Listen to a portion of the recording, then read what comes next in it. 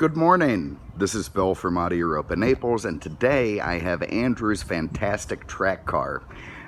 Maybe it's Andrew's ridiculous track car. I don't know, but it's Andrew's car nonetheless. If you recall, not too long ago, I had a Suburban up for sale that was supposed to be Andrew's tow vehicle, and he gave it up for something that I think is much stupider. But anyway, this is the car that he's giving up to get into a different kind of racing.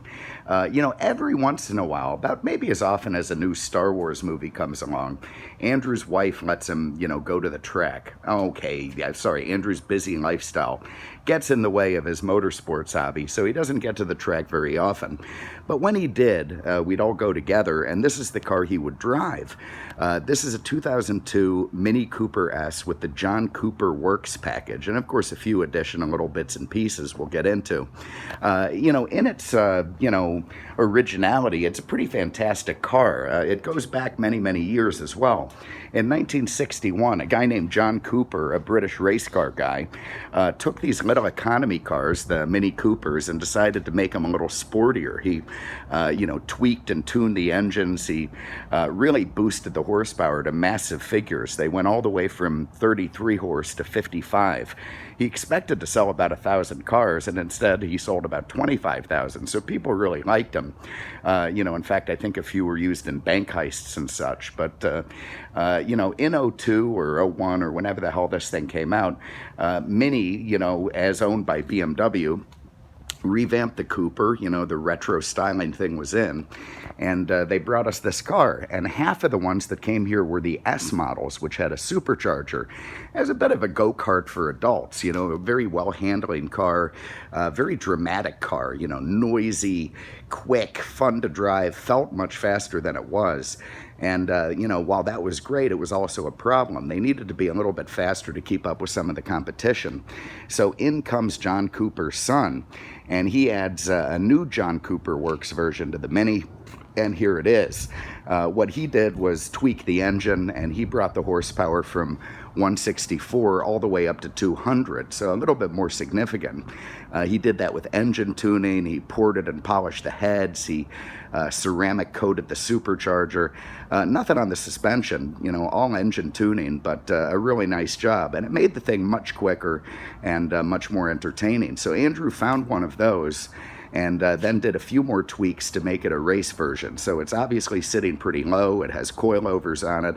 It's got a Brembo big brake kit. It's got all kind of chassis stiffeners. He started with autocross, and then we all kind of got into the track stuff. So it's been, at a couple of PDXs, it's been autocrossed, and it has performed very well. With one exception, it has this big panoramic front window. You can see that thing there. Nice big visibility, easy to see out of. And generally what he would see out the front window of that car is yours truly pulling away ever so quickly in a white Miata, which is of course a very different kind of track car. But he may disagree with that, but I think I've got some photographic evidence somewhere. Anyway, you can see the thing's in great shape. It's gray. He inexplicably painted the mirrors red. I guess that was something he thought was cool.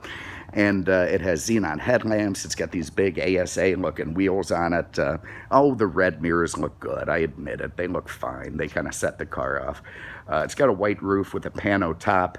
You see the S logo there. And, even though when you show up somewhere, people, think Minnie Mouse has arrived, it is incredibly fun to drive this thing.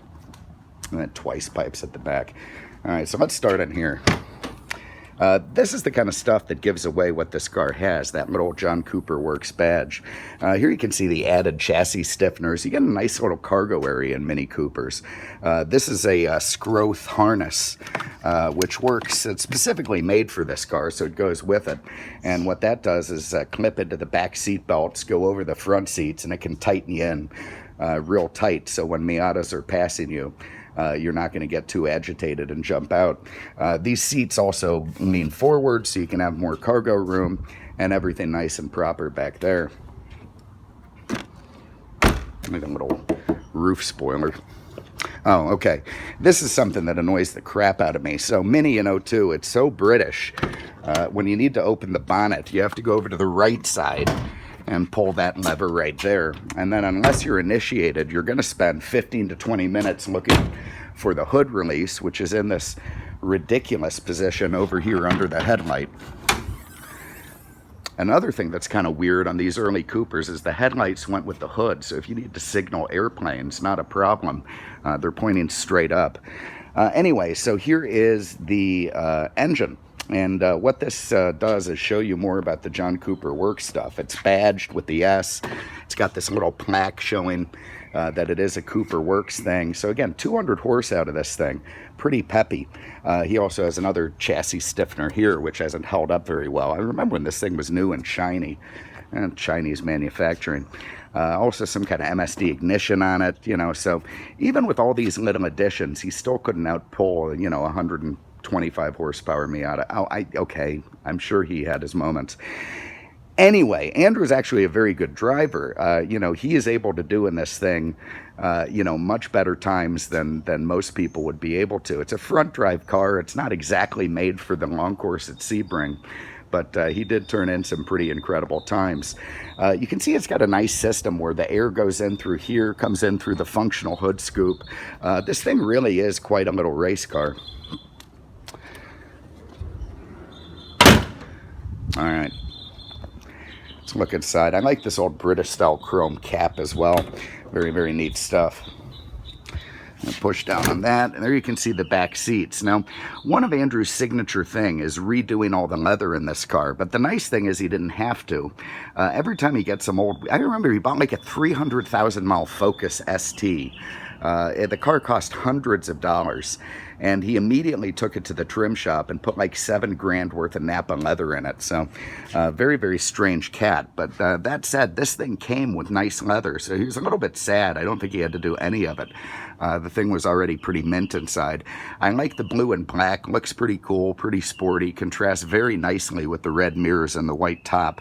And anyway, nice and clean back there. Very proper. Nice leather sport seats here. Got side airbags. Very adjustable, very supportive. They barely throw you out of it in hard corners.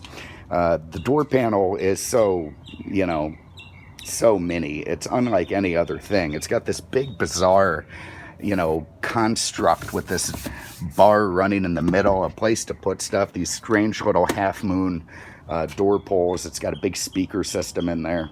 You know, what can you say? It is just not like any other car. I don't know who at BMW, you know, came around to the design team, but man, they weren't like other people. They probably keep them in a cage somewhere in the basement. You can see it's got weird oval pedals. It's got 3 pedals, which is the correct number for a car like this. And let's hop in. Let's see what we got.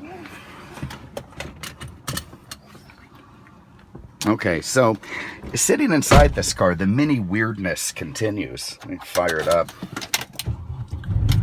Okay, you see it's got this giant pod tack on top of the steering wheel. Or, sorry, on top of the steering column. Get our e-brake off there. It's got a great little buzz from the engine. Nice leather wheel with these horn buttons. It has a shockingly loud horn for a little car. Listen to that, man. It sounds like a Peterbilt. You got these weird little oval stalks on both sides to do your headlights and wipers and signals. It's just all very strange. Mini badge facing you.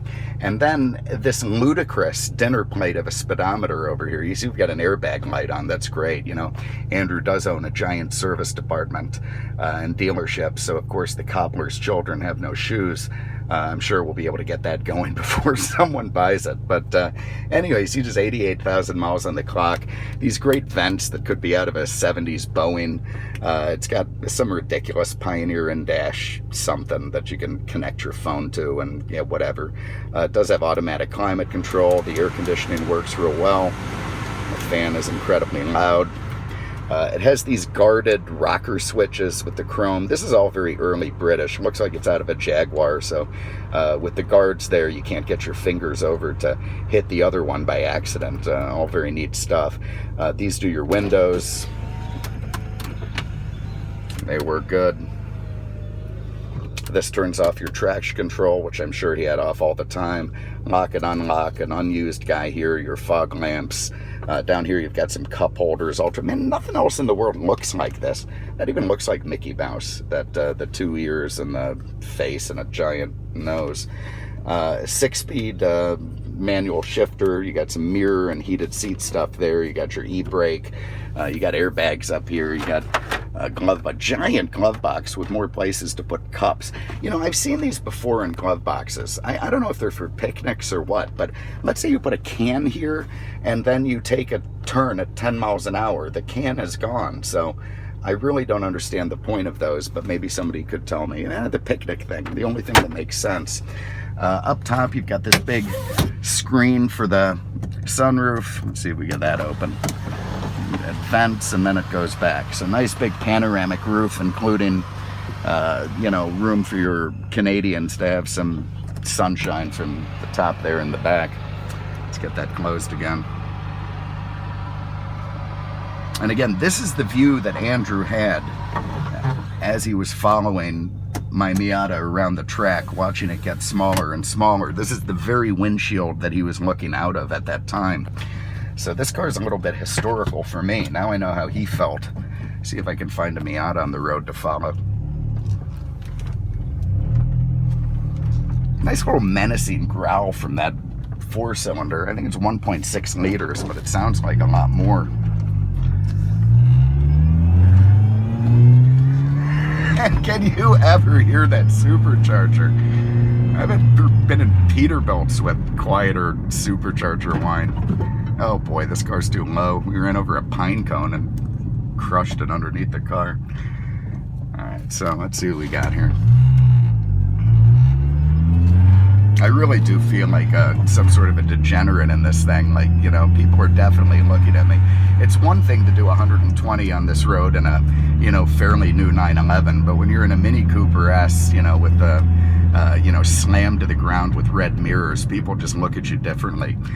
They feel like you might not belong. Alright, so we're really driving sedately here because of the traffic, but I'm going to try to hit it a little bit when we're at 4,000. And then all hell breaks loose. So it is a quick car, and it's very, very fun to drive, I have to say. And the way it handles, you know, I mean, it's certainly not, you know, it's certainly not on Miata levels, but the handling is actually pretty fantastic. It goes around corners, and it is so much fun to drive in a lot of ways. So anyway, there it is, 2002. Mini Cooper S, John Cooper Works Edition. You know, it's a little bit rough around the edges here and there, but in other places it's really nice. It's, you know, typical Andrew car. It's just the way he keeps stuff. We got a chip up there in the windshield. Looks like we're gonna have to replace that, or maybe it'll happen under insurance, or maybe we just discount it. I'm gonna turn my trash control back on. We'll get the airbag light off, whatever.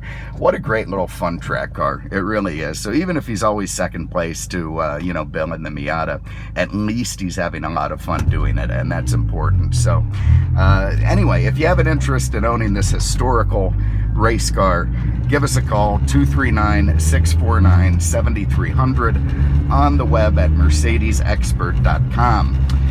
Thanks so much for having a look. We really appreciate it. We'll see you with the next one. Take care.